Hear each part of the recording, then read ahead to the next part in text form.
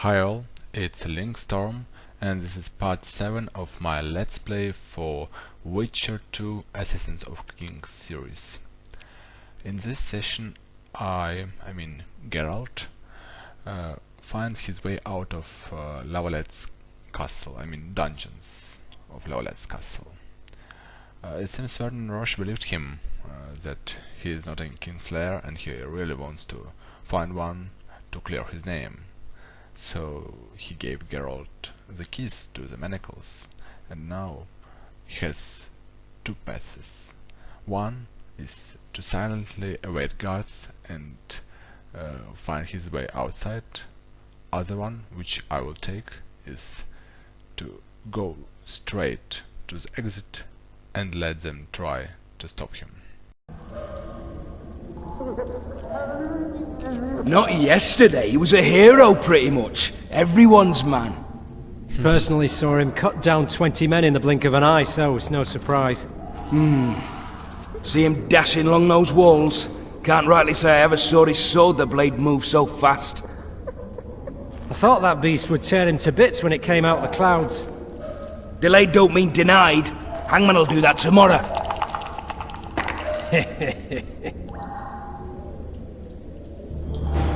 What say we, teach him a lesson? I'll not touch the scum. Guard! Come here, good man. Why are you hollering? Do that again and we'll shut you up. You wouldn't say that if these bars weren't here. Is that so? Let's see. You are dead. Kill him. Rip your guts out!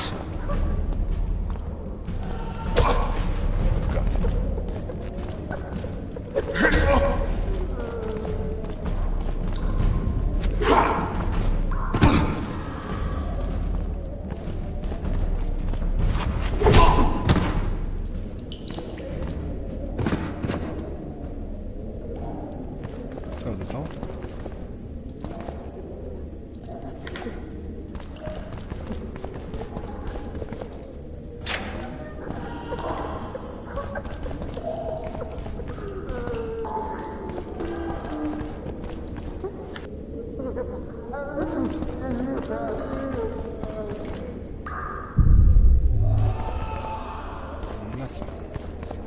Let's continue. Damn torches. I can't sneak out in this light.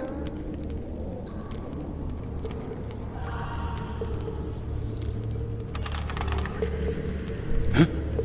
What was that?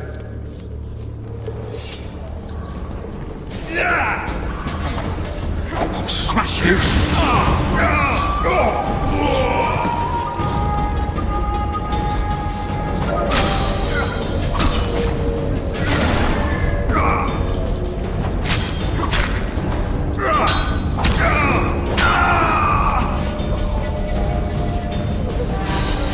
Sometimes they just need to give you a weapon. Leave me be. Let me alone, please. Don't hurt me. Oh yeah. Let's continue then. Please send me to the front.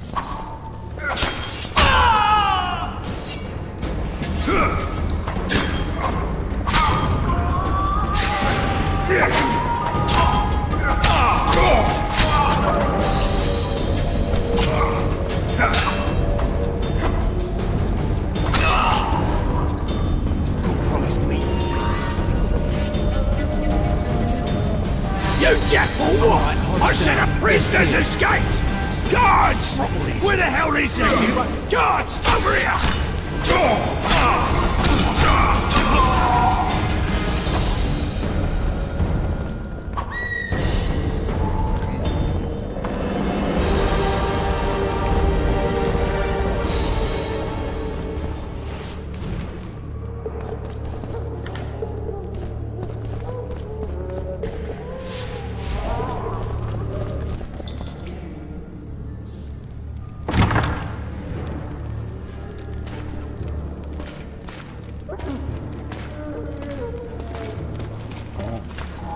Powerful guys.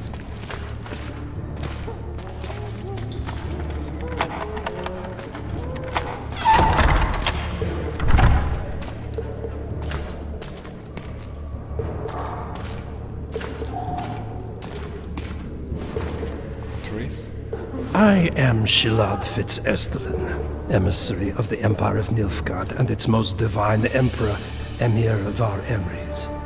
What do you want of me, Nilfgardian? Simply to speak, my lady. Ah, really? Something you would not dare were my son still alive. I very much regret the death of the Baron La Valette. Please accept my deepest condolences.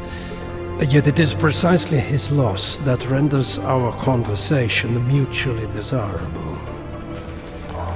Let go of me. I shall walk unaided. I shall return, rogue! And I shall repay you. Let us go, my lady. Your cries can do us no good.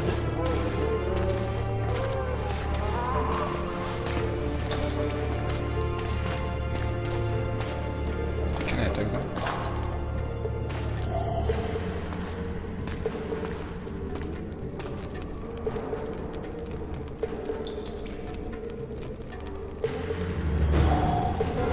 Let's see where this Baroness came from. Maybe there's some loot there. Something interesting.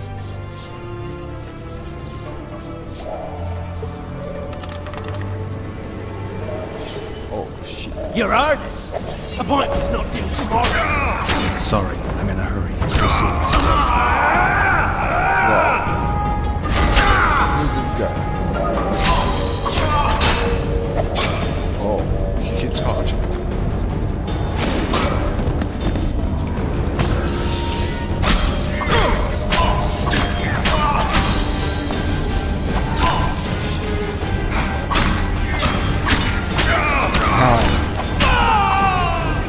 It was exploit, but it worked. Yeah. And what's interesting here? I, Louise La Valette, do solemnly swear that my children, Anais and Bussy, are the offspring of my eldest son, Arian, who desired them through incestuous union with me, Marie-Louise La Valette. So, is it true? Are they not Holter's children? Maybe they tortured her to get this information. And it's not true. In any case, let's continue.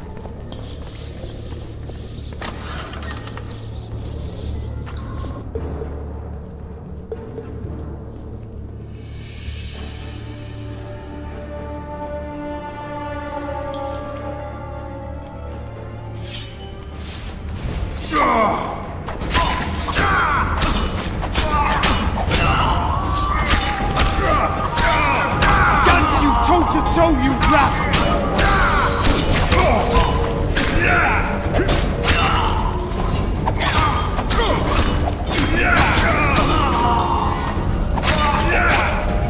You're a bad example to others.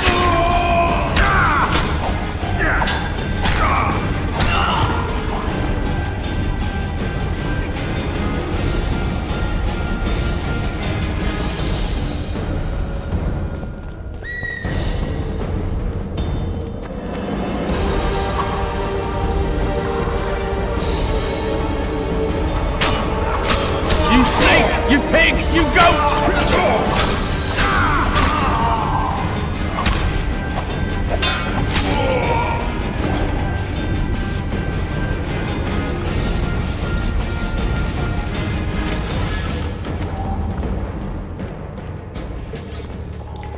Come in, Master Geralt. Allow me to introduce the Baroness La Valette, mother to the royal children, who at present mourns the passing of her eldest son. Milady. I comfort the Baroness with assurances that House La Valette need suffer no more, its future brighter as it stands protected by the Empire of Nilfgaard. Did you kill my son, Arian? I had no choice. He knew what can happen once swords are drawn and begin to swing. He chose death over shame. Stubborn like his father and grandfather before him. Honor above all. How did he die? Did he suffer? No, I doubt he felt the final blow. Didn't even see it coming. There's that, I suppose. Milady, I killed many during the assault, not just your son. War demands sacrifices. You might remember that the next time you're about to start one. Have some compassion, Master Geralt. The Baroness requires support. She is distraught as it is. Unnecessary toil, Excellency, for witches have no feelings. And the truth, especially when painful, can wake us from the slumber of self-deception. I deserved as much. Milady, I wouldn't trust the ambassador if I were you. Master Geralt, let us be serious, please. Let him speak. I wish to hear this. I didn't know your son, but I know he saw the Empire as a foe, as did King Foltest. You've no notion of the events transpiring in the kingdom, of what Kimbolt, Maravel and their ilk are capable. My duty is to Foltest's children, their safety. And though I too see a pact with Nilfgaard as a pact with the devil, I feel I have no choice. Besides, can you say that you really knew the king? Well enough to be confident of my words. Truly? In that case, what kind of a man was he? I wish to know your view. He was ruthless, hard, and effective. A good king. Effectiveness is the mark of a good witcher. We've learned to expect other things from monarchs, say, justice and wisdom. Few are born wise, milady. He did all he could to preserve and safeguard the realm. The ambassador questioned your guilt. It seems now that I too believe you did not slay the king. Your Excellency, you will aid the Witcher to escape the castle. That is my wish. But, my lady, this would represent an immeasurable risk in my estimation. And there is the matter of your son. He chose his fate, and departed in a manner worthy of the La Valettes. How am I to believe you'll protect me from reptiles like Kimbolt and Maravel when you balk at the notion of deceiving a few prison guards? Milady, I shall do what is in my power. Give me a moment, Witcher, then proceed to the main gate.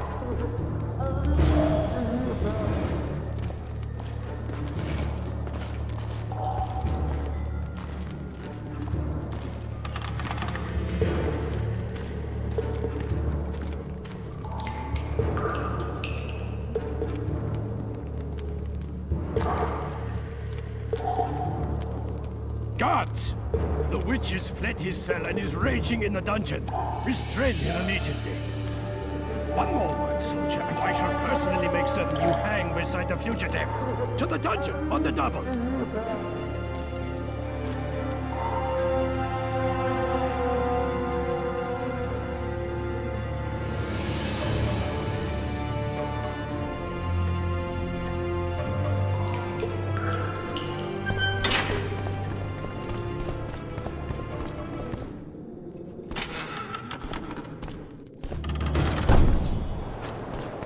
Halt! Oh, blimey, is that you, Witcher? They say you killed the king. Well, I didn't. And I'm going to prove it. I'm inclined to believe you. Glad to hear that. It'd be pretty stupid if I had to kill you now. Did all the Reavers survive the assault? Aye, they've been drinking themselves silly for 2 days now. I believe I owe you something. You don't owe me a thing. We wound up in a boiling cauldron during the assault. You know how it is when knights get caught in a tight passage. Nowhere to go. Those in the back push forward. Those in the front are stuck. And halberd blows raining down from above. I'd have been crushed if not for my armor. And about 10 blows landed on my helmet. My ears still ring and I puke time and again. But I live and breathe. Concussion. It'll pass. Were you on patrol with the Reavers when they ran into those Scoia'tael? Aye. Kenneth mentioned the unit was especially vicious. Notice anything out of the ordinary? A unit emblem or something? Right you are. They had masks made of the cloth of Special Forces uniforms, and they hollered a lot, Yorveth or some such. Where did the dragon come from? I've no idea, but it saved our asses. The elves ceased shooting at the sight of it. Can't tell you anymore, as we fled right then as if the devil himself was on our tail. Take this. Kenneth told me to study up, but I've not the mind for it. Just not cut out to be a dragon hunter, I guess. It could be useful to you, though. I need to go. There are sentries on the dike. No way you'll slip through. Can you distract them? I'll try, but remember, count me out if there's a fight. In fact, we could end up foes. I hope not. Go. Just give me a minute.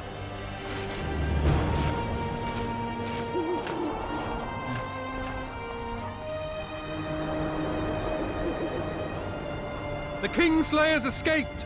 We need to cut him off! Follow me! All right, let's go!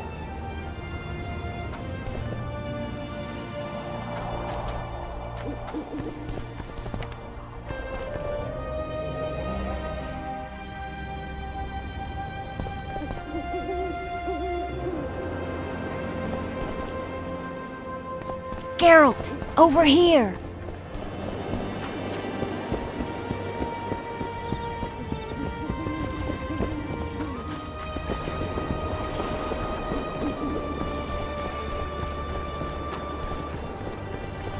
You were to sneak out. Avoid anything resembling a bloodbath. You left me the key to my manacles, not an invisibility cloak. Triss, is everything all right? Not exactly. I'm no longer the royal advisor. I've lost my post, my home in Vizima. Witcher's mistress, they call me. Kingslayer's whore. People say what they think they have to. I know, but... They'll change their minds as soon as we find the Kingslayer. Roche will see to that. Right, spy? I'm no spy, but you're mostly correct. An interregnum is chaos by definition. Rats like Baron Kimbolt and Count Maravel rule Temeria now, or strive to. But no one save old Natalis can restore true order. Natalis is far away and of low birth. The crown's simply out of his reach. Baron Kimbolt, on the other hand. Politics is secondary right now. Vernon, learn anything new about the Kingslayer? A week ago I got a message from an informer in Flotsam. He saw Yorveth in the company of a large, bald man, not unlike the one you described. A week ago? Sounds like a cold trail to me. We need to start somewhere. The trading post is a few days upriver, in the forests that lie on the Edirnian border. Yorveth's territory. Flotsam it is then. Triss, Yes? I'm a bit beat up. Will you look at my wounds? Mm-hmm. Let's go below deck. And I need you to tell me about Yennefer in detail. I want to hear it all, even the things you don't want to tell me, even the things that might hurt. Prepare to cast off! Clear the lines and all aboard! Line's clear, Captain!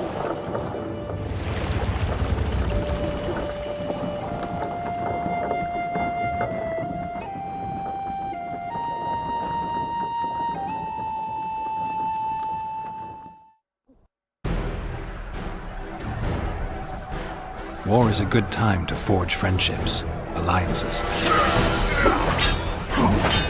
Harry and La Valette, busy building walls and forging swords, forgot that. When he was gone, those he loved were forced to forge friendships with those he hated.